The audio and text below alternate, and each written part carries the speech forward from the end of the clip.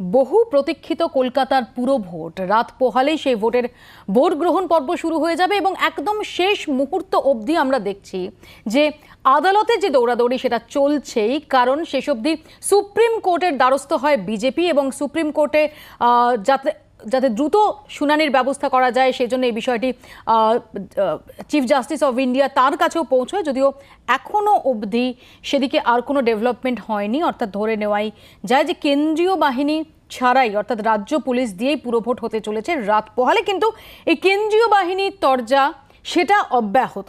এইসব নিয়ে আমরা আজকে আলোচনা করব আপনার রায় অনুষ্ঠানে। আমাদের সঙ্গে যারা উপস্থিত রয়েছেন আজকের আপনার রায় অনুষ্ঠানে তাদের সঙ্গে পরিচয় করিয়ে দিই।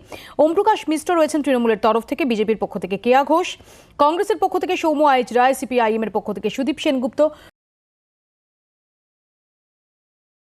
বিকাশ চ্যাটার্জি। আপনাদের সবাইকে স্বাগত জানাই। শুরুতে একবার আপনাদের দেখিয়ে দেব রবিবার কলকাতায় পুরো ভোট, আর এরই মধ্যে কেন্দ্রীয় বাহিনীর দাবিতে ফের সুপ্রিম কোর্টের রাজ্য বিজেপি জরুরি ভিত্তিতে শুনানির আর্জি।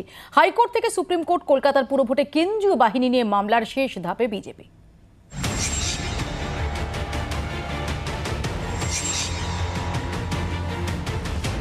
হাইকোর্ট থেকে সুপ্রিম কোর্ট, সুপ্রিম কোর্ট থেকে হাইকোর্ট, হাইকোর্ট থেকে ফের সুপ্রিম কোর্ট। পুরো ভোটের কেন্দ্রীয় বাহিনীর দাবিতে শেষ মুহূর্ত পর্যন্ত চেষ্টা বিজেপির। রাজ্যের পুরো ভোটে কেন্দ্রীয় বাহিনী চেয়ে সুপ্রিম কোর্টে মামলা। শুক্রবার রাতে মামলা দায়ের রাজ্য বিজেপির। অবসরকালীন বেঞ্চের রেজিস্ট্রার জেনারেলের কাছে আবেদন। বিজেপির মামলা গ্রহণ করে প্রধান বিচারপতির কাছে পাঠানো হয়। রাজ্য বিজেপির তরফে দাবি করা হচ্ছিল শনিবারই জরুরি ভিত্তিতে বাহিনী নিয়ে মামলার শুনানি হবে। তবে শনিবার সন্ধ্যে 7টা পর্যন্ত শুনানি হয়নি। হাইকোর্টের সিঙ্গল ও ডাবল বেঞ্চ ছাড়াও ইতিমধ্যে সুপ্রিম কোর্ট ঘুরে ফের সুপ্রিম কোর্টেই আটকে বিজেপির বাহিনী মামলা। কেন্দ্রীয় বাহিনী দিয়ে পুরো ভোটের দাবিতে হাইকোর্টের সিঙ্গল বেঞ্চে মামলা বিজেপির। 16ই ডিসেম্বর 2021-এ কলকাতা হাইকোর্টের বিচারপতি রাজশেখর মান্থা জানান, কেন্দ্রীয় বাহিনীর প্রয়োজন নেই বলেই মনে করছে রাজ্য নির্বাচন কমিশন। কেন্দ্রীয় বাহিনীর প্রয়োজন এমন পরিস্থিতি আদালতও দেখছে না, তাই কেন্দ্রীয় বাহিনী দিয়ে ভোটের প্রয়োজন নেই। ওই দিনই কেন্দ্রীয় বাহিনীর দাবিতে ডিভিশন বেঞ্চের দ্বারস্থ হয় রাজ্য বিজেপি। হাইকোর্টের প্রধান বিচারপতির নেতৃত্বাধীন বেঞ্চও বিজেপির দাবিতে সায় দেয়নি। নির্বিঘ্নে ভোট করানোর দায়িত্ব কমিশনের, আদালত এদিকে নজর রাখবে। তবে এখনই কেন্দ্রীয় বাহিনী আনার নির্দেশ দিচ্ছে না। হাইকোর্টে মামলা চলাকালীনই সুপ্রিম কোর্টেও গিয়েছিল, তবে শীর্ষ আদালত বিচারপতি এল নাগেশ্বর রাও ও বিচারপতি বি আর গভাইয়ের বেঞ্চ জানিয়ে দেয় কেন্দ্রীয় বাহিনী প্রয়োজন কিনা তা নিয়ে সিদ্ধান্ত হাইকোর্টই উপযুক্ত। প্রায় 100% বুথে আধা সেনা দিয়েই বিধানসভা ভোট হয়েছে। এই নিয়ে রাজনৈতিক তরজাও কম হয়নি। কেন পুরো ভোটে কেন্দ্রীয় বাহিনীর দাবি?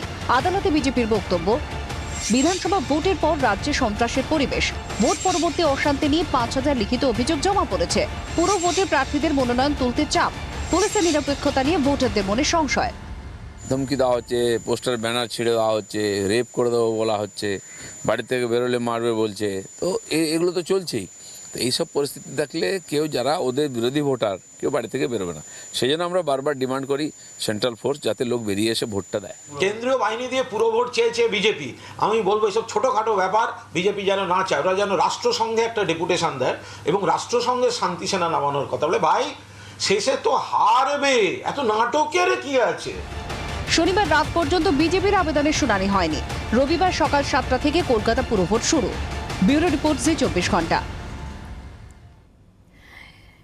কেয়ার কাছে যাব। কেয়া, একদম শেষ মুহূর্ত অবধি সুপ্রিম কোর্টের দ্বারস্থ হওয়া, কেন্দ্রীয় বাহিনী নিয়ে এতটা অনড় অবস্থান কেন? এবং আমি আপনার কাছে যাওয়ার আগে একটু শ্রমিক ভট্টাচার্য তার বক্তব্য শোনাবো। শ্রমিক ভট্টাচার্য তিনি বলছেন যে সকাল থেকে 3 ঘন্টা ভোট দেখবেন, তারপর অনিয়ম হলে বিধায়করা কমিশনে যাবেন।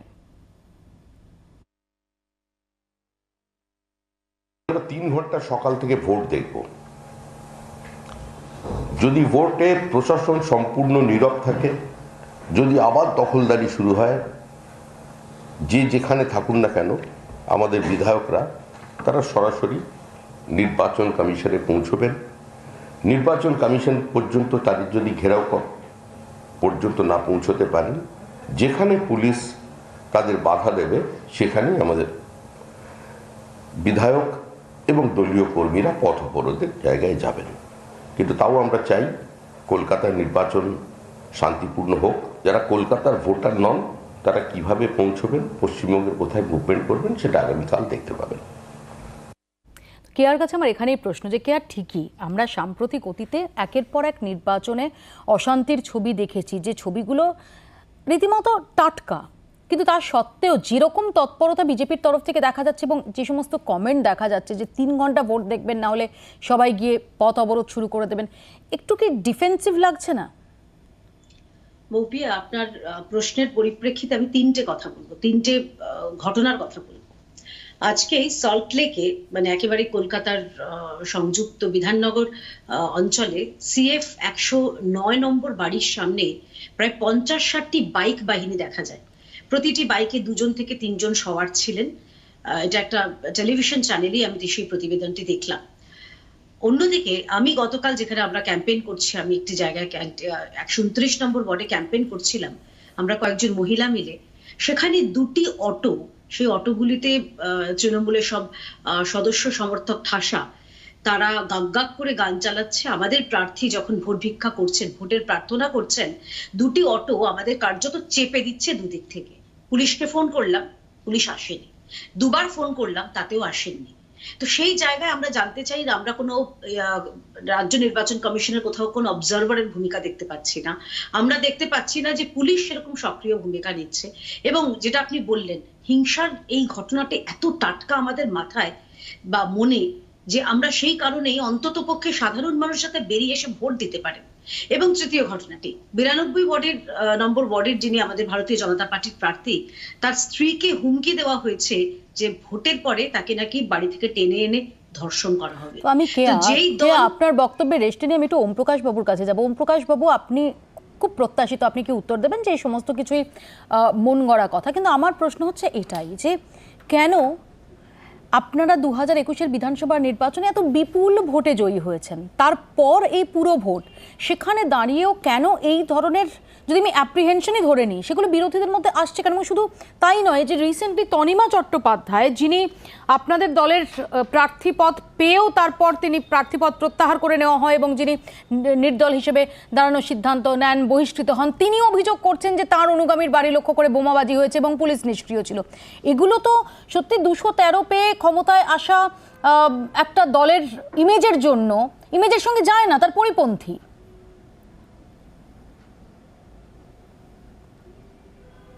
না, আমি আপনার সঙ্গে এগ্রি করি, এবং এই ধরনের কোনো ঘটনা যদি হয়ে থাকে তো সেটা অতি অবশ্যই নিন্দনীয়। এবং আমি এটা মনে করি, এবং আমাদের দলের পক্ষ থেকে স্পষ্ট নির্দেশ রয়েছে যে তৃণমূল কংগ্রেস এই নির্বাচনটা শান্তিপূর্ণভাবে যাতে সংগঠিত হয়, তার জন্য আমাদের পক্ষ থেকে সমস্ত ধরনের প্রচেষ্টাই থাকবে। এবং আমরা মনে করি যে নির্বাচনটা খুব সুন্দরভাবে প্রচার কার্য হয়েছে এবং কারো কোনো অভিযোগ ছিল বলে অন্তত আপনারা কেন্দ্রীয় বাহিনীর বিরোধিতা করলেন কেন? তাহলে যদি কেন্দ্রীয় বাহিনী এসে যেত, যে কেন্দ্রীয় বাহিনী এই বিধানসভা নির্বাচনেও ছিল, এক সেকেন্ড কেয়া, কেন্দ্রীয় বাহিনী তো বিধানসভা নির্বাচনেও ছিল এবং নজিরবিহীন সংখ্যাটা ছিল, নজিরবিহীন ওম প্রকাশ বাবু, তারপরেও আপনারা জিতেছেন। তাহলে এখানে পুরো ভোটের ক্ষেত্রে আপনারাই বা প্রথম থেকে কেন্দ্রীয় বাহিনীর বিরোধিতায় গেলেন কেন? যদি আমি ধরে নেওয়া যায় যে এবং শুধু তাই নয় যে আমরা জিতেছি, পরবর্তীকালে যেটা 7টা জায়গায় উপনির্বাচন আর সাধারণ নির্বাচন হয়েছে, প্রত্যেকটাতেই আমরা জিতেছি এবং বিপুলভাবেই জিতেছি। এবং বিজেপির পক্ষ থেকে নানান অভিযোগ যেগুলি করা হয়েছে সেগুলি যে অন্তঃসার শূন্য সেটাও কিন্তু প্রমাণিত হয়েছে। তাহলে বিজেপিকে স্কোপটা দিলেন কেন? কেন্দ্রীয় বাহিনী নিয়ে এত তৎপর হওয়ার স্কোপটা দিলেন কেন? সিচুয়েশন, একটা সিনারিও ডেভেলপ করছে। না, আমাদের তো তৎপর হওয়ার কোনো স্কোপ দেওয়ার প্রশ্ন নেই। তারা সুপ্রিম কোর্টে যাচ্ছে, হাইকোর্টে যাচ্ছে, আবার ঘুরে হাইকোর্টে আসছে, আবার তারা সুপ্রিম কোর্টে যাচ্ছে। এটা সম্পূর্ণভাবে বিজেপির ব্যাপার, তাদের কাছে এই অধিকার রয়েছে, তারা কোর্টের কাছে যেতে পারে। আমাদের তাতে কোনো বক্তব্য নেই। আমরা মনে করি যে রাজ্য নির্বাচন কমিশনের হাতে যে ক্ষমতা রয়েছে, সেই ক্ষমতার সুন্দর কিছু বলতে চায় দিয়ে রাজ্য পুলিশের সাহায্য সহযোগিতার মাধ্যম দিয়ে প্রকাশ বাবুরা যদি নির্বাচন হচ্ছে তাতে কনফিডেন্ট থাকেন, কি বলবো, ডগমগ থাকেন যে তারা জিতছেন, সবকিছু তাদের খুব ভালো চলছে, অভিষেক বন্দ্যোপাধ্যায় এবং মমতা বন্দ্যোপাধ্যায় দুজনকেই কেন এই কথা বলতে হয় যে তোমরা ভালো করে ভোটটা করতে দেবে, ভোটটা ঠিক যেন হয়? এই বার্তাটা কেন দিতে হয়? তার কারণ ওরাও জানেন যে এখানে কাউন্সিলরের ভোট হচ্ছে, আমরা দেখেছি যারা 3 কোটি 4 কোটি 5 কোটি টাকার সম্পত্তির মালিক বা কেউ 4 কোটির গাড়ি চালান, তাদের কাছে এটা হচ্ছে কামাইয়ের জায়গা, এবং সেই কারণে সেই তাদের যে দোকানটা যাতে বন্ধ না হয়ে যায় সেই কারণে তারা তো মরিয়া। আপনি ওয়ার্ডে ওয়ার্ডে নিশ্চয়ই ঘুরেছেন মৌপিয়া, কি ভয়ঙ্কর ভাবে প্রচার, কত তাদের ঊর্ধ্ব লিমিট ঊর্ধ্বসীমা কত খরচের, সেই হিসেবটা আমি জানি না। আমি যেটা বলছিলাম, অবজারভার কোথায় নির্বাচন কমিশনের, আমি আসবো ওমপ্রকাশদার কাছে। আমি এটা নিয়ে আমরা নিশ্চয়ই একটু সুদীপদার কাছে আসি। সুদীপদা, এখনো অবধি আমরা দেখেছি যে অনেকগুলো জায়গায় সেখানে ট্র্যাডিশনালি বামেদের যে কাউন্সিলর তারা রয়ে গেছেন বেশ কয়েকটা জায়গায়, কিন্তু এবার তো প্রেস্টিজ ফাইট, কারণ গত বিধানসভা নির্বাচনে আপনাদের যে ভরাডুবি হয়েছে, তারপর এটা প্রেস্টিজ ফাইট, যে কাউন্সিলর নির্বাচন, যে পুরো ভোট, সেখানে অনেক সময় কাউন্সিলরের যে ব্যক্তিগত, অর্থাৎ তিনি কাছের মানুষ কাজের মানুষ কিনা, তার যে ব্যক্তিগত ক্যারিজমা, সেগুলো অনেক বেশি করে গ্রাহ্য হয়। সেখানে দাঁড়িয়ে পারবেন এই প্রেস্টিজ ফাইটে সম্মান বজায় রাখতে?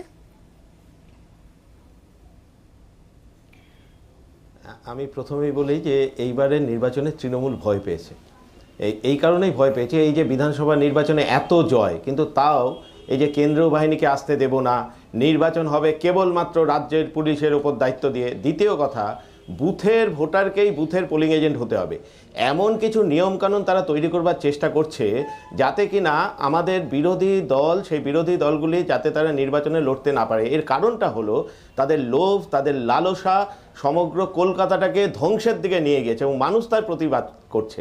এবং মানুষ প্রতিবাদ করছে বলেই আগামীকাল দেখবেন মানুষ যাতে ভোট দিতে না পারে। ওনাদের নেতারা মুখে অনেক কথা বলবে, কিন্তু আপনি ভাবেন তো, এক একজন কাউন্সিলর এইবারের নির্বাচনে, আপনি আমাদের এখানে যে কোনো ওয়ার্ডে আসুন, এক একজন তৃণমূলের প্রার্থী 30 লক্ষ থেকে 40 লক্ষ টাকা মিনিমাম, এটা আমি মিনিমাম বলছি, তারা ইনভেস্ট করছে যারা একটা নির্দিষ্টভাবে, তারা আগামী 5 বছর তারা নাকি 5 কোটি টাকা তুলে নেবে, এই কথা ভেবে যারা ইনভেস্ট করছে, তারা তো যেন তেন প্রকারেণ জিতবার কথা ভাববেই, এবং তারা মানুষকে ভোট দিতে চাইবে না আগামীকাল। এবং সেই কারণেই দেখবেন যে এই কেবলমাত্র কেন্দ্রীয় বাহিনীর বিরোধিতা নয়, অন্য সমস্ত ক্ষেত্র থেকে মানুষকে ভোট দিতে দিলেও বা মানুষ ভোট দিলেও তারা কি আপনাদের দিকে দেন? সাম্প্রতিক ভোটগুলো তো সেই ইঙ্গিত দিচ্ছে না। দেখুন এইবারের আমাদের নির্বাচনে আমরা স্লোগান দিয়েছিলাম যে কলকাতা স্টিয়ারিং বাম দিকে ঘুরিয়ে দিন। যখন হলো কোনো কিছুই সত্যির দিকে যায় না, যখন কোনো কিছুই ঠিক হয় না, তখন মানুষ বামদেরই বেছে নেয়। আজকে কলকাতার কি অবস্থা আপনি বলুন তো? কলকাতার এই মুহূর্তে দাঁড়িয়ে কলকাতা বায়ু দূষণে সারা পৃথিবীর মধ্যে 4 নম্বর। কলকাতা গত 5 বছরে অন্ততপক্ষে 3000 জলাশয় ওরা বুঝিয়ে দিয়েছে, 50,000 গাছ কেটে নিয়েছে। একমাত্র লোভ, লালসা মানুষকে মৃত্যুপুরীর দিকে ঠেলে দিচ্ছে কলকাতার মানুষকে, এবং সে কারণেই মানুষ প্রতিবাদ করছে। নয়তো তৃণমূল কেন চাইবেন আজকে বলুন না? আর বিজেপির কথা বলছেন, বিজেপি তো আছে কেবলমাত্র নিউজ চ্যানেলে। যখন আপনি পরিবেশের কথা বলছেন সুদীপদা, যখন আপনি জলাভূমি বজায় ভরাটের কথা বলছেন, তখন তো রাজারহাট, কলকাতার উপকণ্ঠে রাজারহাট রয়েছে, রাজারহাটের নিদর্শন তো তখন ভুলে গেলে চলবে না। শুনুন, ঠিকই, আমরা ভীষণ কনসার্ন কলকাতার পরিবেশ নিয়ে আছে। রাজারহাটের কথা আমরা কেন ভেবে না, একদম তাই। রাজারহাট, ডানকুনি, মানে মানুষের স্মৃতি খুব উপনগরী বামফ্রন্ট সরকারের কম সময়ের জন্য এরকম ভাবার তো কোনো কারণ নেই।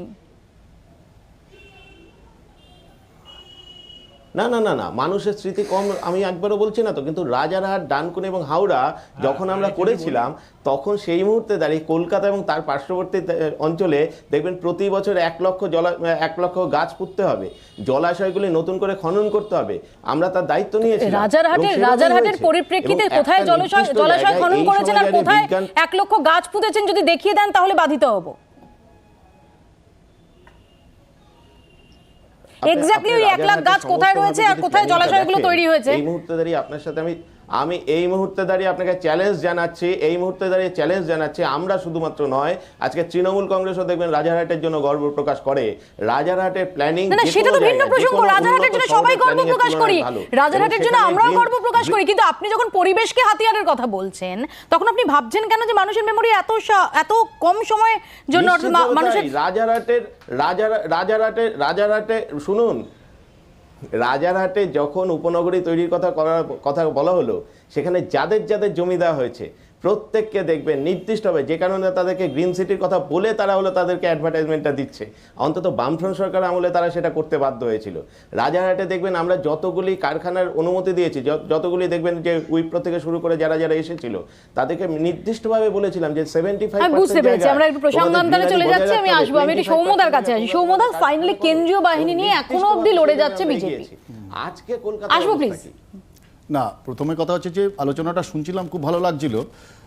কেন্দ্রীয় বাহিনী আসুক, মানে এটা তো কনফিডেন্স মেজার, মানে কনফিডেন্স বিল্ডিং মেজার, ভোটারদের কনফিডেন্স বিল্ডিং মেজার। তো সরকারি দল সবসময় চাইবে যে ভোটাররা যাতে বেশি ভোট দিতে পারে, তার জন্য তারা তো কাজ করেছেন। তারা বলছেন যে মাননীয় মুখ্যমন্ত্রী বলছেন যে 400% কাজ করে ফেলেছেন এবং সেই কাজের সীমা এত ছাড়িয়ে গেছে যে মানুষ তাদের সুফল পাচ্ছেন এবং বিধানসভায়ও পেয়েছেন। আমি অস্বীকার করছি না। তাহলে তাই যদি করে থাকেন তাহলে বিরোধীদের কনফিডেন্সে নিতে অসুবিধাটা কোথায়?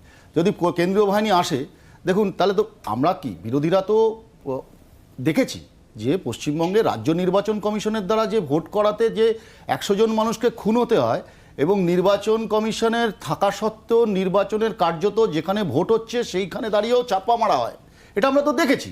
নির্বাচন পরবর্তী হিংসা তো আমরা দেখেছি। তাহলে আমরা তো চাই যে মীরা পাণ্ডের মতো মেরুদণ্ড নিয়ে একজন মানুষ নির্বাচনটা পরিচালনা করুন। আমরা তো চাই, আমরা তো কনফিডেন্সটা চাইছি। তো এখন আমাদের পোস্টার ছেঁড়া হোক আর এই করে মানুষ তো দেখছে। দেখুন, অসম লড়াই করে তো লাভ নেই। আপনি একটা সাংবিধানিক বডিকে আমরা কখনোই কোশ্চেন করতে পারি না, কিন্তু আমাদের কনফিডেন্সও তো লুজ হচ্ছে। আমরা তো চাইছি যে মানুষ ভোটটা দিক, তারপরে আপনাদের জয়লাভ করুক, আপনারা জিতুন, আমাদের প্রার্থীরা জিতুক বা কেউ জিতুক, তাতে অসুবিধা কিছু নেই। কিন্তু একটা জিনিস বলুন, যে এই যে হই হই করে এতগুলো কথা বলছেন, আমি শুধু দুটো কথা বলি। ওমপ্রকাশ বাবুরা বলছেন যে কলকাতার উন্নয়নে একেবারে ছাপিয়ে গেছেন। আমি AQI ইন্ডেক্স বলছি, এয়ার পলিউশন ইন্ডেক্স, যেটা সারা পশ্চিমবঙ্গে যে এই অবস্থায় দাঁড়িয়ে কলকাতার অবস্থান কত, A1 সিটি বলছেন। আজকে সারা কলকাতাতে আপনি বলুন, যারা পরিশুদ্ধ পানীয় জলের কথা বলেন, পরিশুদ্ধ পানীয় জল মানে কি শুধু পরিষ্কার পানীয় জল?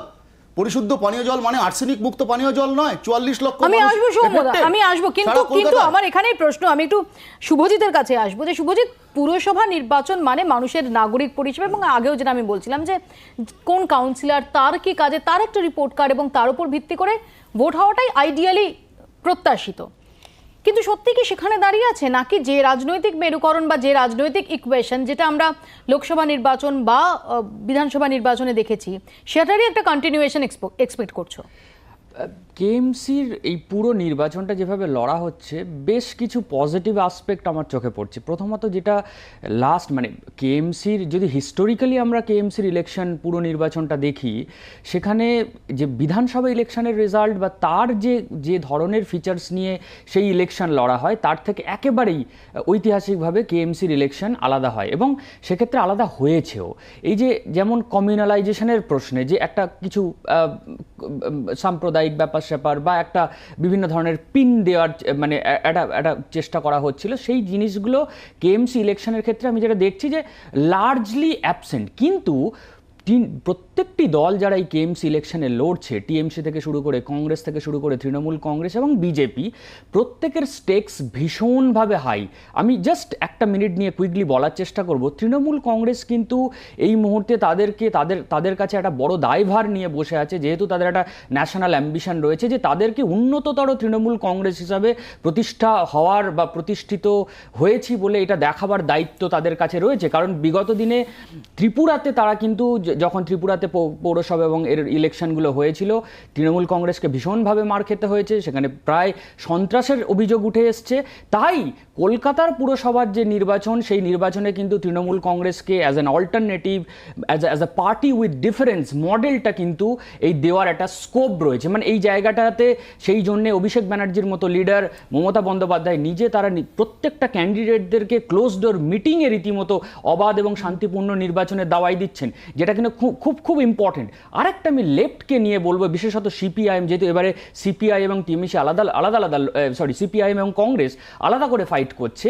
সিপিআইএম কিন্তু এবারে প্রচুর রেড ভলেন্টিয়ার্সদের কিন্তু টিকিট দিয়েছে, যে রেড ভলেন্টিয়ার্সরা রীতিমতো মাঠে নেমে সেকেন্ড ওয়েভের সময় করোনার তারা কিন্তু কাজ করেছে।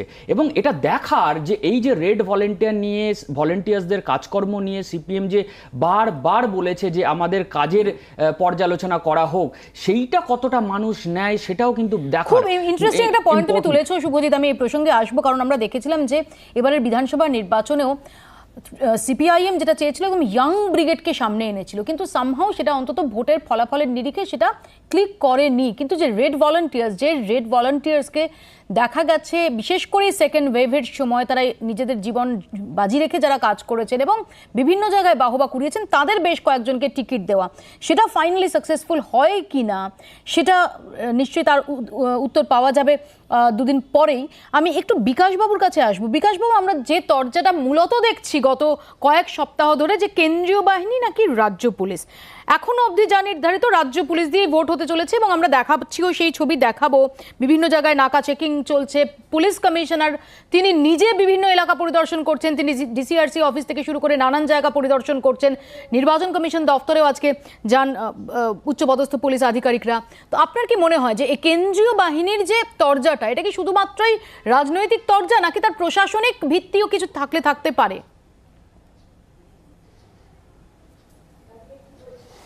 প্রশাসনিক ভিত্তি থাকলেও থাকতে পারে, সে কথাটা আমি অস্বীকার করছি না, কিন্তু ব্যাপারটা হচ্ছে যে একটা গণতান্ত্রিক দেশে একটা নির্বাচন হচ্ছে, এই নির্বাচনটা হচ্ছে একদম নিচু স্তরের নির্বাচন।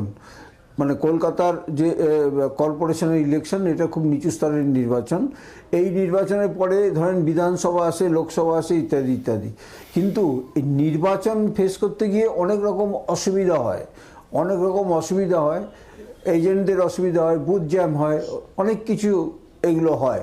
কিন্তু সেইগুলো যারা করে তাদের কাছে, তারা যাতে এইগুলো না করতে পারে তার জন্য পুলিশকে ভালোভাবে দেখাশোনা করতে হবে।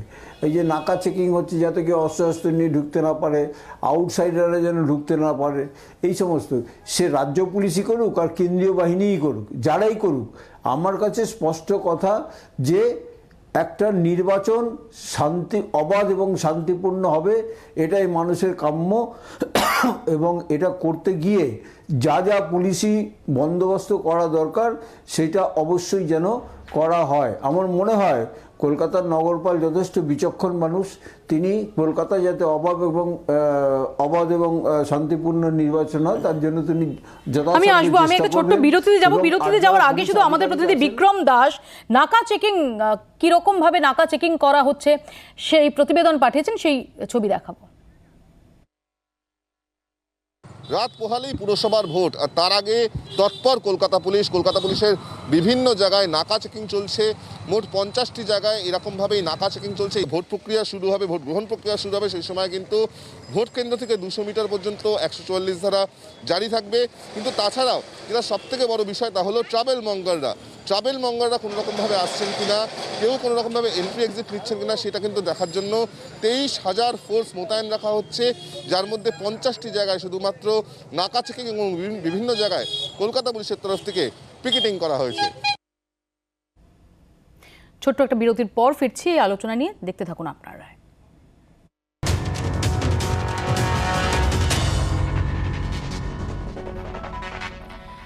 বিধানসভা থেকে কলকাতা পুরভোট মোটামুটি 8 মাসের পার্থক্য। রাজনীতির হিসেব নিকেশ অবশ্য বলছে পার্থক্য প্রায় 360 ডিগ্রির।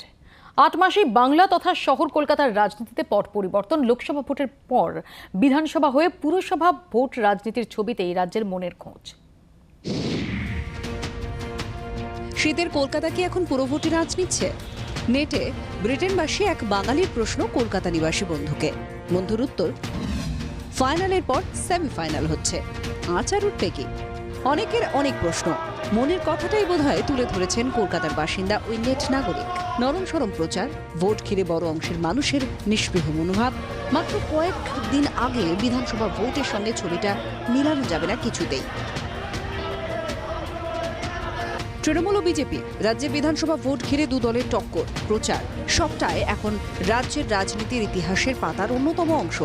2019-এর লোকসভায় রাজ্যে বিজেপির ঐতিহাসিক সাফল্যের হাত ধরে যা শুরু, 144 ওয়ার্ডের মধ্যে 50টিতে পিছিয়ে ছিল তৃণমূল। মুখ্যমন্ত্রীর কেন্দ্র ভবানীপুর বিধানসভায় 6টি ওয়ার্ডে পিছিয়ে ছিল তৃণমূল। উত্তর কলকাতাতেও 19 ওয়ার্ডে এগিয়ে ছিল বিজেপি। 2015 সালে পুরো ভোটে 7টি আসন পাওয়া বিজেপি 4 বছরের মধ্যে তৃণমূলকে টক্কর দেবে সেটা একেবারেই ভাবা যায়নি। এরপর টানা 2 বছর বাংলার তখ্ত দখল ঘিরে নজিরবিহীন টক্কর। সর্বশক্তি দিয়ে বিধানসভার লড়াইয়ে ঝাঁপায় বিজেপি তৃণমূল। রাজ্যে অপ্রাসঙ্গিক হয়ে পড়ে বাম কংগ্রেস। বিধানসভার প্রেস্টিজ ফাইটে তৃণমূলের বিপুল জয়ের পর আবার রাজনৈতিক সমীকরণে বদল। ভবানীপুর উপনির্বাচনে বিপুল ভোটে জয় মমতা বন্দ্যোপাধ্যায়ের। বাকি সবকটি কেন্দ্রেও বিপুল জয় তৃণমূলের। বিজেপি দ্বিতীয় স্থানে থাকলেও ভোট ব্যাংকে ধস। বাম কংগ্রেস এবারও সুবিধা করতে পারেনি। এই আবহে দাঁড়িয়ে কলকাতা পুরো ভোট। কোভিড আবহে দীর্ঘদিন পর পুরো ভোট। ভোট প্রচার দেখেই হাওয়া বোঝার চেষ্টা ভোট বিশ্লেষকদের। 2015 সালের তুলনায় কম বেশি 60% কম সভা। প্রচারে তৃণমূলের তুলনায় পিছিয়ে বিজেপি সহ বাকি দল। জাতীয় স্তরের নেতাদের প্রচারে আনেনি বিজেপি। তৃণমূলের শীর্ষ নেতৃত্ব আগাগোড়া প্রচারে ছিলেন। দুদিনের একাধিক সভা করেছেন মমতা বন্দ্যোপাধ্যায়। রাজনৈতিক বিশ্লেষকদের একটি অংশের প্রশ্ন, প্রথমে সব পুরসভার ভোট একসঙ্গে করানোর দাবি ও পরে কেন্দ্রীয় বাহিনী, দুই ইস্যুতে মামলা নিয়েই কি অনেকটা সময় চলে গেল? কেন্দ্রীয় বাহিনী নিয়ে সুপ্রিম কোর্ট ও হাইকোর্টের মামলা। শনিবারও নতুন করে সুপ্রিম কোর্টে আবেদন করে বিজেপি। ঘটনাচক্রে রাজ্য বিজেপির এই মনোভাবে কি শীর্ষ নেতৃত্ব ক্ষুব্ধ? বিজেপি সূত্রের খবর, সম্প্রতি এক বৈঠকে বিজেপি নেতা অমিত মালব্য বলেন, পুরো ভোট নিয়ে আদৌ কি আপনাদের অর্থাৎ রাজ্য নেতাদের আগ্রহ আছে? এভাবে কি ভোটে লড়াই দেওয়া যায়? ভোট ঘিরে উৎসাহ উত্তেজনার চেনা ছবিটাও যেন উধাও। ভোট নিয়ে উৎসাহী মানুষজনের বক্তব্য, ভোট নিয়ে আগ্রহটাও যেন অনেক কম সোশ্যাল মিডিয়াতেও। শনিবার পুরো ভোট হ্যাশট্যাগে 6,900টি পোস্ট। 28 এপ্রিল 1,18,000 পোস্ট। আর 29 এপ্রিল কলকাতার বড় অংশে বিধানসভা ভোট হয়। ফাইনালের পর সেমিফাইনাল। তাই এই ভোট অন্যরকম, এই তত্ত্ব কি তাহলে ঠিক? ভোটের আগের দিন এমন প্রশ্ন রাজ্য রাজনীতিতে বিরল। ব্যুরো রিপোর্ট, জি24 ঘন্টা। কেয়া, এটা খুব ইন্টারেস্টিং। আমরা যেভাবে দেখেছিলাম যে বাংলার বিধানসভা নির্বাচন প্রায় লোকসভা নির্বাচনের মতো একটা পরিস্থিতি তৈরি হয়েছিল, যেখানে নরেন্দ্র মোদী, অমিত শাহ, জেপি নাড্ডা তারা রেগুলার এসেছেন, প্রত্যেক দিন 3-4টে করে সভা করেছেন এবং এটা কার্যত একটা জাতীয় স্তরের লড়াইয়ে পর্যবসিত হয়েছিল। এমনকি যখন মমতা বন্দ্যোপাধ্যায়ের উপনির্বাচনের সময় আমরা দেখেছিলাম যে স্টার ক্যাম্পেনারদের লিস্ট, ঠিকই হয়তো একদম শীর্ষ নেতৃত্ব আসেননি, কিন্তু স্টার ক্যাম্পেনারদের লিস্ট হয়েছিল এবং সমস্ত মাইট দিয়ে, যেটাকে ঝাঁপানো বলে, সেই মাইট দিয়ে ঝাঁপানোর একটা ইঙ্গিত লক্ষ্য করা গিয়েছিল। কিন্তু কলকাতা পুরোটাকে আসলে ওয়াকওভারে দিয়ে দিচ্ছেন নাকি? না, ওয়াকওভারে তো কোনো প্রশ্নই নেই। আমরা, এটা তো বিধানসভা ভোট ছিল রাজ্যব্যাপী একটি ভোট এবং এটি একটি শহর কেন্দ্রিক, হোক না সেই শহর আমাদের রাজ্যের রাজধানী।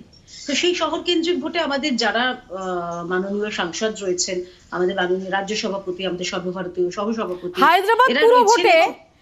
হায়দ্রাবাদ পুরো ভোটে আপনারা যে মাইট নিয়ে ঝাঁপিয়েছিলেন প্রচারে, কলকাতা পুরো ভোটে তো সেটা ঝাঁপালেন না। সেটাও তো একটা শহরের পুরো ভোট ছিল। আপনার মনে আছে? আপনার মনে আছে হায়দ্রাবাদ পুরো ভোটে কে কে গিয়েছিলেন? নিশ্চয়ই মনে আছে, নিশ্চয়ই মনে আছে। কলকাতা পুরো ভোটে দাঁড়াইলেন না? আমরা কলকাতা পুরো ভোটটাই চেয়েছি একেবারেই, যেহেতু এটা আমাদের যেটা বললাম কলকাতা কেন্দ্রিক এবং শহর কেন্দ্রিক, আমরা শহরের ইস্যুগুলোকে আমরা তুলে ধরেছি। সাধারণ যারা সেখানকার লোকাল মানুষ, আমাদের যে পথসভাগুলি হয়েছে সেখানকার লোকাল যে সমস্যা, কোথাও আমরা দেখেছি নিকাশি নাকি আসলে আগাম মুখ রক্ষার ব্যবস্থা করে রাখা, কেয়া, নাকি আসলে আগাম মুখ রক্ষার ব্যবস্থা করে রাখা? না না, এটা কোনো মুখ রক্ষা বা মুখ না রক্ষার কোনো ব্যাপার নেই। এটা আমরা চেয়েছি একদম যারা লোকাল মানুষ, একদম সেই ওয়ার্ডের মানুষ, তারা বলবেন, তুলে ধরবেন মানুষের কাছে, সেই ওয়ার্ডের মানুষের কাছে যে সেখানকার কি সমস্যা, এবং ভারতীয় জনতা পার্টিকে যদি সুযোগ দেওয়া হয় আমরা কি ভাবে, আমাদেরও তো একটা রোড ম্যাপ রয়েছে, আমরাও চিন্তা ভাবনা করেছি কি ভাবে সেই জায়গাগুলো থেকে আমরা তুলে আনবো মানুষের, যারা মানুষের যেই দুর্দশার মধ্যে রয়েছেন, কোথাও বিদ্যুৎস্পৃষ্ট হয়ে মারা যাচ্ছে, কোথাও বা ম্যানহোলে পড়ে মানুষের মৃত্যু হচ্ছে, সেই জায়গাগুলোতে আমরা যেভাবে তুলে আনবো, আমার মনে হয় যে বাইরে থেকে যারা আসবেন আমাদের উচ্চ নেতৃত্ব, স্বল্প সময়ের মধ্যে তাদের ব্রিফিং করানোটা অসম্ভব, এবং আমাদের যে কারণে আমরা ভরসা রেখেছি আমাদের লোকাল নেতৃত্বের উপরে। মৌপিয়া, আমাকে একটু বেশি সময় দিও, অনেকগুলি প্রশ্ন এসছে। দেখো, আমার তো মনে হয় যে রাজ্য বিজেপিকে এখন কেন্দ্রীয় নেতৃত্ব, তাদের পার্টির নেতৃত্ব তারা স্টেপ চাইল্ড হিসাবেই আর কি আখ্যায়িত করতে চাইছে, কেন কি পারফরমেন্সটা একেবারেই আর কি জঘন্য। মানে বিশেষ করে উপনির্বাচনগুলিতে যেভাবে বিজেপি জামানত পর্যন্ত হারিয়েছে, এত কম সময় 4 মাসের গ্যাপে, 3 মাসের গ্যাপে, মাঝখানে কথা বলো না কে, মাঝখানে কথা বলবেন না প্লিজ, মাঝখানে কথা বলবেন, মাঝখানে কথা বলবেন না। ইস্যুটা হচ্ছে যে যেভাবে আর কি বিজেপি এখানে আর কি তাদের প্রায় 15% ভোট হারিয়ে ফেলেছে 3 মাসের মধ্যে। এখন আগামীকালের যে নির্বাচন 12 ঘন্টাও নেই, এরা এখনও কোর্টে ছোটাছুটি করছে। তুমি খুব ভালো করে জানো যে কিছুদিন আগে সিঙ্গুরে একটা তারা আন্দোলন করবার একটা নাটক করেছিল। এখন বিজেপি অজুহাত খোঁজার চেষ্টা করছে। কলকাতার ভোট হবে, তৃণমূল কংগ্রেস কি কাজ করেছে, আগামী দিনে কি কাজ করবে, দুটো জায়গাটাকেই আমরা সুন্দরভাবে তুলে ধরেছি, প্রচার করেছি। সর্বত্র তৃণমূল কংগ্রেসের প্রার্থীরা জয়ী হবেন।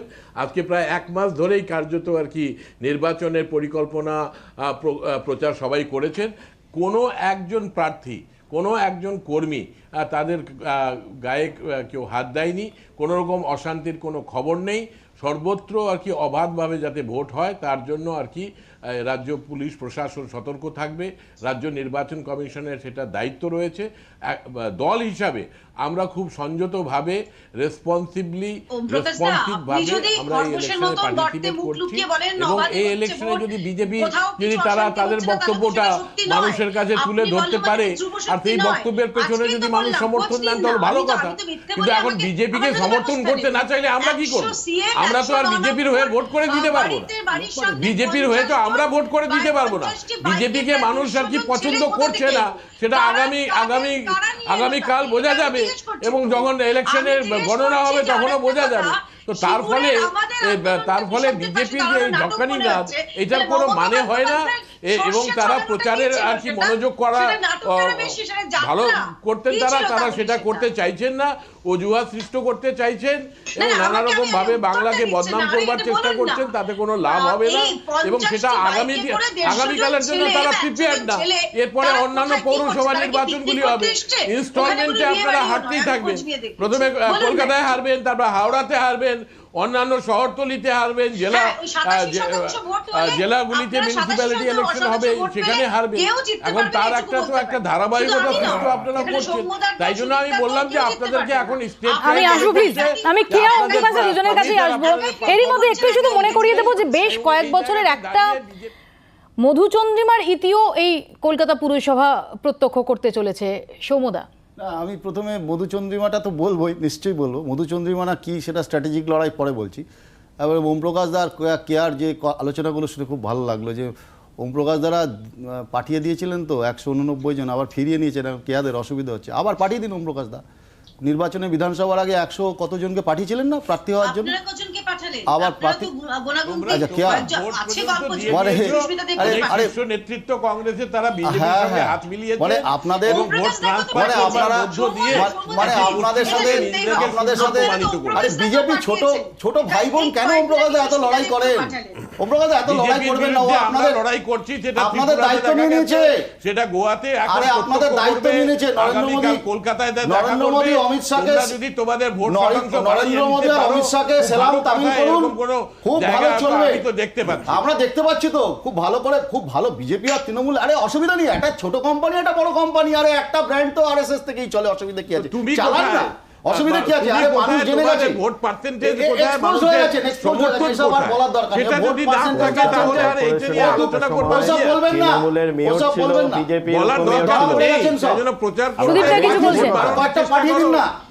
বিজেপির সাথে হাত মিলিয়ে কলকাতা কর্পোরেশন চালিয়েছিল তৃণমূল, চালিয়েছেন, কর্পোরেশন চালিয়েছেন, ভুলে গিয়েছেন সেটা। প্রেক্ষাপটে আর কি এগিয়ে নিয়ে আমি বলছি না ওমপ্রকাশ দা, আরএসএস এর মুখপাত্র বলছে, আরএসএস এর মুখপাত্র বলছে, আমি বলছি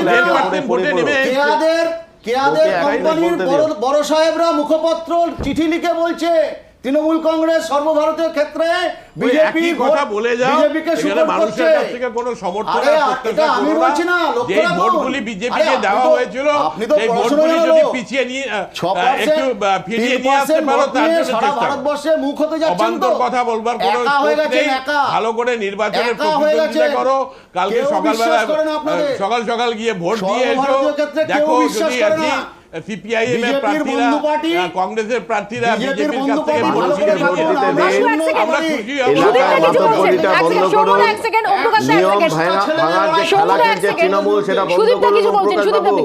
গল্পটা কম মানুষ ভোট দিলে কালকে নির্বাচনে ফলাফলে আপনারা ঠের 1 মিনিট। আজকে রাত্রেবেলায় বিভিন্ন অঞ্চল, কলকাতার বিভিন্ন অঞ্চল ঘুরে দেখুন আপনারা, নিয়ম ভাঙার খেলা খেলছে তৃণমূল। সমস্ত বুথ কেন্দ্রের 100 মিটারের মধ্যে বড় বড় প্রায় পার্টি অফিস বানিয়ে ফেলছে। বুথ কেন্দ্র দূরের কথা, বিভিন্ন জায়গায় আপনারা দেখুন লক্ষ লক্ষ টাকা দিয়ে এলাকাকে ছেয়ে ফেলেছে। গাছগুলির মধ্যে যেভাবে হোর্ডিং লাগানো হয়েছে, বাড়িতে বাড়িতে টাকা পৌঁছে দেওয়া হচ্ছে, এলাকার ক্লাবগুলিকে ব্যবহার করা হচ্ছে বাইরের থেকে মাস্টার বাহিনী আনার জন্য। আমি এই মুহূর্তে চ্যালেঞ্জ জানাচ্ছি, আমি টালিগঞ্জের এই মুহূর্তে 15খানা ক্লাবের নাম আপনাকে বলে দেব, যেখানে বাইরের থেকে মাস্তানদের আপনারা নিয়ে এসেছেন। এখানে শান্তি শৃঙ্খলা মানুষকে ভোট দিতে দেবেন।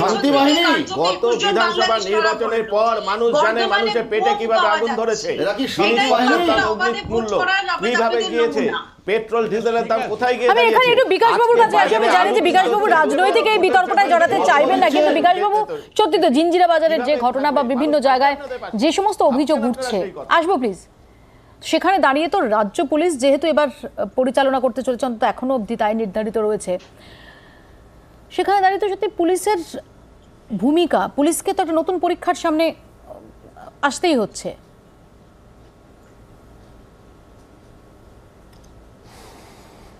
হ্যাঁ, পুলিশকে তো অগ্নি পরীক্ষার সামনে আসতেই হচ্ছে। তার কারণ হচ্ছে আমরা বিগত যে নির্বাচনগুলো হয়ে এবং গেছে, অধীর রঞ্জন চৌধুরী সেই সম্প্রতি একটা নির্বাচনের অত্যন্ত দিকে সিরিয়াস তাকিয়ে অভিযোগ যদি এনেছেন। দেখি তিনি বলছেন যে যে সিভিক সমস্ত ভলান্টিয়ারদের ভোটার সাজিয়ে ভোট করানোর একটা চক্রান্ত রয়েছে। আপনাকে আমি বলি, যখনই নির্বাচন হয়েছে সেখানে যত ঝামেলা হয়েছে, যত ডিসপিউট হয়েছে, সম্পূর্ণ দায় দায়িত্ব এসে পড়েছে পুলিশের ঘাড়ে। তখন কোনো নির্বাচন কমিশনকেও পাওয়া যায়নি, কাউকেই পাওয়া যায়নি, সব এসে পড়েছে পুলিশের ঘাড়ে। এইবারে যখন পুলিশ ভিক্টিমাইজড হচ্ছে, সেই সময় তাদের পাশে দাঁড়ানোর মতন কিন্তু কেউ নেই। বিগত 16 সালের যে ইলেকশন হয়েছিল তাতে আমরা দেখেছিলাম কলকাতা পুলিশের প্রায় 20-25 জন অফিসার এবং লোককে এখান থেকে জেলায় বদলি করে দেওয়া হয়েছিল। তাদের দোষটা কী ছিল? তারা যদি কোনো দোষ করে থাকতো তাহলে পরে সেইখানে তো নির্বাচন কমিশন ছিলেন, তারা তো ব্যবস্থা নিতে পারতেন। কিন্তু নির্বাচন কমিশন তো সেইখানে তাদের জন্য কোনো পানিশমেন্ট রিকমেন্ড করেনি। তাদেরকে জেলায় বদলি করে দেওয়া হলো। আর এই যে জেলায় বদলি করে দেওয়া হলো, তাদের পরিবারের মানে আর্থিক, সামাজিক, শারীরিক যে সমস্ত অসুবিধার সৃষ্টি হয়েছে, সেই অসুবিধাগুলি কে ফেস করছে? কেউ কি ফেস করছে? সমস্ত ঝামেলা এসে পড়ে যাচ্ছে পুলিশের ঘাড়ে। এই জিনিসটা কেন হবে? সবাইকে দায়িত্ব নিয়ে এগিয়ে আসতে হবে। নির্বাচন কমিশন একটা আছে, ঠিকই আছে, কিন্তু নির্বাচন কমিশনের সেখানে তো বিকাশবাবু নিঃসন্দেহে আপনি যে পয়েন্টটা তুলছেন বিকাশবাবু, সেখানে তো এই প্রশ্নটাই আসবে। নিঃসন্দেহে সব পুলিশ কর্মী, সব অফিসার নন, কিন্তু কিছু পুলিশ অফিসার তো নেতিবাচক কিছু দৃষ্টান্ত স্থাপন করেন।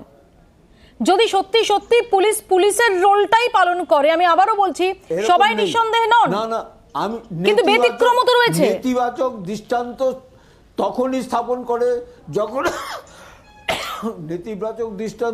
স্থাপন করে যখন তারা চাপের মুখে পড়ে, এবং এই চাপের মুখে পড়ার ফলে তাদেরকে আজকে এই অবস্থা ভিক্টিমাইজ হতে হয়।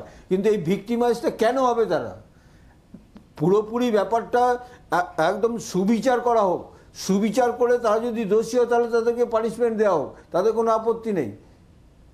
তো আমি একটু শুভজিতের কাছে আসবো, আমি আসবো প্লিজ, আমি আবার রাজনৈতিক জায়গাটাতেই ফেরার চেষ্টা করছি। শুভজিৎ, সেখানে দাঁড়িয়ে যেরকম আমরা 2021-এর আগে আমরা বিজেপিকে যে রূপে দেখেছিলাম, যেখানে দাঁড়িয়ে বিজেপি খুব আত্মবিশ্বাসের সঙ্গে দাবি করছিল যে তারা 200 আসন পার করে তারা ক্ষমতায় আসছে ইত্যাদি ইত্যাদি ইত্যাদি, এবং সমস্ত শক্তি দিয়ে পূর্ণ উদ্যমে ঝাঁপিয়ে পড়া দেখেছিলাম। এখন বিজেপির যে পরিস্থিতি দেখছি, এটাকে তুমি কিভাবে ব্যাখ্যা করবে? বিজেপি কি কার্যত এটা একটা জাস্ট সম্মান রক্ষার লড়াই হিসেবেই ছেড়ে দিচ্ছে? মানে বিজেপির ঘরের মধ্যেই যে ধরনের ফ্যাকশনালিজম কাজ করছে এবং তার সাথে সাথে বিগত অ্যাসেম্বলি ইলেকশনের যে ধাক্কা, সেই ধাক্কা যে কেএমসির ইলেকশনে যেভাবে বিজেপি প্রচারে নেমেছে বা যেভাবে বিজেপি আবারও ব্যাক টু স্কোয়ার ওয়ানে ফিরে এসছে, যেভাবে প্রার্থী বাছাই করা হয়েছে, গ্রাসরুট লেভেলের নেতাদেরকে দায়িত্ব দেওয়ার যে তাগিদ তারা অনুভব করেছে, এটা খুব ইন্টারেস্টিং। মানে বিজেপি হয়তো মানে it's not too late, but BJP realise করেছে একটা জিনিস, যে গ্রাসরুট লিডারশিপটাই আসলে ইম্পর্ট্যান্ট। এইভাবে মার্সিনারি অন্য পার্টি থেকে এনে রাতারাতি অ্যাকচুয়ালি ভোটে জেতা যায় না। তাই বিজেপি এবারে যে ক্যান্ডিডেটগুলো দিয়েছে খুব ইন্টারেস্টিং, যে বিভিন্ন, কিন্তু তা সত্ত্বেও আরেকটা জিনিস খুব ইন্টারেস্টিং আমি দেখলাম, যে বিজেপির একজন সিনিয়র এমপি তিনি রীতিমতো অনলাইনে মিটিং হচ্ছিল, সেই মিটিং যেটা স্টেট প্রেসিডেন্ট হেড করছিলেন রূপা গাঙ্গুলি, তিনি ছেড়ে বেরিয়ে গেলেন। মানে এই লেভেলে বিজেপি, আজকের বিজেপির ক্যাম্পেনে বিজেপি প্রায় অনুপস্থিত। অন্যদিকে বিজেপির মানে টপ লিডারশিপ তাদেরকে এবারে ইম্পোর্ট করে আনা হয়নি, এবং তার সাথে সাথে বিজেপির মানে একেবারে টপ টিয়ার যে স্টেট লিডারশিপ, তাদের মধ্যে এত অন্তর্দ্বন্দ্ব। রূপা গাঙ্গুলির মতো সিনিয়র লিডার তিনি মিটিং ছেড়ে বেরিয়ে যাচ্ছেন, তিনি পাবলিকলি অ্যাকিউজ করছেন পার্টিকে। যেটা তুমি বললে যে একদম রাজ্য সভাপতির বিরুদ্ধে তোপ দেগে, ওপেনলি তোপ দেগে। মানে বিজেপি রীতিমতো যে একেবারে কোণঠাসা, এবং বিগত, যেটা আমার একেবারে ব্যক্তিগত মতামত, যে বিজেপি যে বিগত বিধানসভা নির্বাচনের যে বিপুল বিপর্যয়, সেই বিপর্যয়ের ছাপ যে বিজেপির যে স্টেট যে লিডারশিপ তারা যে এখনো কাটিয়ে উঠতে পারেনি, সেটা একেবারেই স্পষ্ট। কেয়া, খুব সংক্ষেপে আমি কেয়ার উত্তর নেব। কেয়া, সত্যি কি? একেবারেই নয়, এটা বললেন না যিনি সুদীপ্ত রয়েছে, তিনি বললেন, শুভজিৎ মাফ করবেন, শুভজিতের একান্তই ব্যক্তিগত চিন্তা ভাবনা। আমাদের রাজ্য সভাপতি, আমি যেটা বললাম, আমাদের স্টেটের যারা শীর্ষ নেতৃত্ব, বিরোধী দলনেতা মাননীয় শ্রী শুভেন্দু অধিকারী থেকে শুরু করে, মাননীয় শ্রী দিলীপ ঘোষ থেকে শুরু করে, শ্রী সুকান্ত মজুমদার থেকে শুরু করে, আমাদের সমস্ত রাজ্য নেতৃত্ব, বিধায়করা বিভিন্ন জায়গায় যেখানে রয়েছেন তাদের নেতৃত্ব, তারা প্রত্যেকেই প্রচারে গেছেন, প্রত্যেকে দিন রাত এক করে প্রচারে গেছেন। আমি একটা ক্ষুদ্র, আমি রাজনীতির ছাত্রী, আমরাও সকাল থেকে রাত অব্দি ক্যাম্পেইন করেছি। তার ফাঁকে আপনার চ্যানেলে কখনো গাড়ি দাঁড় করিয়ে আপনাকে আপনার চ্যানেলে আমাকে আসতে হয়েছে। সুতরাং আমরা আমাদের, যেটা বললাম, যে আমরা আমাদের যারা রূপা গাঙ্গুলি, তথাগত রায় করেছেন, একের পর এক নাম সম্প্রতি বহিষ্কৃত হয়েছেন। সুরজিৎ সাহা, লকেট চ্যাটার্জি মাঝখানে তার খোঁজ পাওয়া যাচ্ছে না বলে দলের অন্দরেই অভিযোগ উঠছিল। না, তিনি তো উত্তরাখণ্ডে, তার আপনি জানেন নিশ্চয়ই মৌপিয়া, এটা তৃণমূল বলতে পারে, আপনি তো জানেন যে তিনি উত্তরাখণ্ডে, তাকে নির্বাচনের দায়িত্ব দেওয়া হয়েছে, তিনি ওখানে সব। আমি জানি কেয়া, কিন্তু প্রশ্নটা তো আমাকে নিয়ে না, প্রশ্নটা হচ্ছে আপনার দলের কর্মী সমর্থকদের যদি আপনি বোঝাতে পারেন তাহলেই আমাদের আর কোনো চিন্তা নেই। কারা তুলছে মৌপিয়া? তৃণমূল, যে তৃণমূল নিজে যাদের নেতৃত্ব বার্তা দিচ্ছে যে। ওম প্রকাশ কিছু বলতে চান? ওম প্রকাশ, আমার সময় একদম সংক্ষিপ্ত, শেষ করব। ওম প্রকাশ প্লিজ। দল বার্তা দিচ্ছে তাদের যারা অনুগামী, প্রথম থেকে আমি বলছিলাম শুভজিৎ নস্কর তো উনি তো রাজনৈতিক বিশ্লেষক, তো ঠিকই বলেছে, তো তার ব্যক্তিগত মতামতটাই তো সে বলবে রাজনৈতিক বিশ্লেষক হিসাবে। এবং বিজেপির যে আজকে এই করুণ চিত্র কাহিনী, সেটাকে তুলে ধরলে আর কি তাকে ব্যক্তিগতভাবে বিজেপির পক্ষ থেকে আক্রমণ করবার কোনো মানে হয় না। আমরা রাজনৈতিক দলের প্রতিনিধি, আমি বা কেয়া, কিন্তু রাজনৈতিক বিশ্লেষক সে তো ঠিকই তার বক্তব্য রেখেছে। আমাদের সময় আমি বলছি যে কেয়া, আপনি কি আজকেও প্রচার করছেন নাকি? গাড়ি দাঁড় করিয়ে এসছেন, আজকে আর প্রচার করবেন না, হয়ে গেছে, দিকে তাকিয়ে থাকুন, সকালবেলা গিয়ে তাড়াতাড়ি ভালো কাউন্সিলরদেরকে ইলেক্ট করুন। এসেছিল, টুইটারে চলে যাচ্ছে বিজেপি আর তৃণমূল আর বিজেপি এখন খেই হারিয়ে ফেলেছে। আমাদের সময় একদম সংক্ষিপ্ত, আমাকে এখানেই শেষ করতে হবে। রাত পোহালে পুরো ভোট, সেই পুরো ভোটের সমস্ত খবর জি24 ঘন্টায় আমরা প্রত্যেক মুহূর্তের আপডেট দিতে থাকবো। আমাদের প্রতিনিধিরা ছড়িয়ে থাকবেন 144টি ওয়ার্ডেই। প্রত্যেক মুহূর্তের আপডেটের জন্য চোখ রাখুন জি24 ঘন্টায়, কাল সকাল 6টা থেকে দিনভর। আপাতত আপনারা এখানেই শেষ করছি, দেখতে থাকুন জি24 ঘন্টা। এখন নিউজ দেখুন আপনার সময় মতো, আপনার হাতের মুঠোয়, রাজ্য, দেশ, দুনিয়া। ডাউনলোড করুন জি24 ঘন্টা অ্যাপ, এক ক্লিকেই পান সব আপডেট।